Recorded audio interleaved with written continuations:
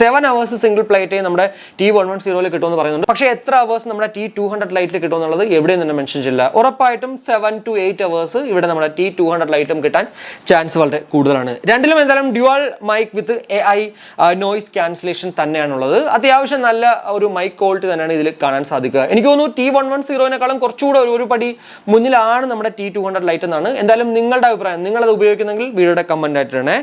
കൂടാതെ music ക്വാളിറ്റിയിലേക്ക് ഇടുവാണെങ്കിലും SBC AAC കോഡൊക്കെ ഉണ്ട്. AAC കോഡൊക്കെ ഉള്ളതുകൊണ്ട് നമ്മൾ 100% പാട്ടാൽ പോലും യാതൊരുവിധ ഡിസ്ട്രാക്ഷൻസും അങ്ങനെ വരാൻ ചാൻസ് ഇല്ല. പിന്നെ റിയൽമി ലിങ്ക് ആപ്പ് വഴി നമുക്ക് EQ മോഡ് ചേഞ്ച് ചെയ്യാം, പിന്നെ വോളിയം എൻഹാൻസ് ചെയ്യാം. സോ ആ ഒരു കാര്യത്തിൽ മ്യൂസിക് ക്വാളിറ്റിയുടെ കാര്യത്തിൽ നമ്മൾ 2 എണ്ണം മേടിച്ചാലും ഒരിക്കലും ഡിസപ്പോയിന്റഡ് ആവത്തില്ല. പിന്നെ ഈ ബോട്ടിലൊക്കെ കിട്ടുന്ന പോലെ തലമണ്ട അടിച്ച് പൊളിക്കുന്ന രീതിക്കുള്ള ബേസ് ഉണ്ടല്ലോ, അതിവിടെ ആക്ച്വലി ഇല്ല. എന്നാൽ നല്ല മാന്യമായിട്ടുള്ള അടിപൊളിയായിട്ടുള്ള ഡോമിനേറ്റഡ് ആയിട്ടുള്ള ബേസ് ആണ് ഇവിടെ ഒരു റിയൽമിയുടെ പൊതുവേ കണ്ടുവരുന്നത്. എനിക്ക് പൊതുവേ ഇഷ്ടം അതുകൊണ്ട് തന്നെ റിയൽമിയുടെ പ്രോഡക്റ്റാണ്. പിന്നെ വെയറിംഗ് കംഫർട്ട് ആണെങ്കിൽ പോലും റിയൽമി കുറച്ചു പടി ഫാർ ബെറ്ററിൽ മുന്നിലാണ്. കാരണം ബോട്ടിന് പൊതുവേ എല്ലാവരും പറഞ്ഞു വരുന്നത് നമ്മുടെ എന്താ പറയുക സുപ്രീം ആണല്ലോ, ബോട്ട് എയർ ഡ്രോപ്പ് സുപ്രീം 1500 രൂപ കിട്ടുന്ന സ്പെക്ക് വെച്ച് നോക്കുമ്പോഴത്തേക്ക് ബെറ്റർ ആണ്. അത് ഞാൻ ഉറപ്പായിട്ടും പറയാം. ഈ T200 ലൈറ്റ് ആയിക്കോട്ടെ, അതല്ല T110 ആയിക്കോട്ടെ, അതിനേക്കാളും ബെറ്റർ ആണ് സ്പെക്ക് വൈസ്. പക്ഷേ അതും നമ്മുടെ ചെവിയിൽ അങ്ങോട്ട് വെക്കുമ്പോഴത്തേക്ക് വെയറിംഗ് കംഫർട്ട് ഇല്ല.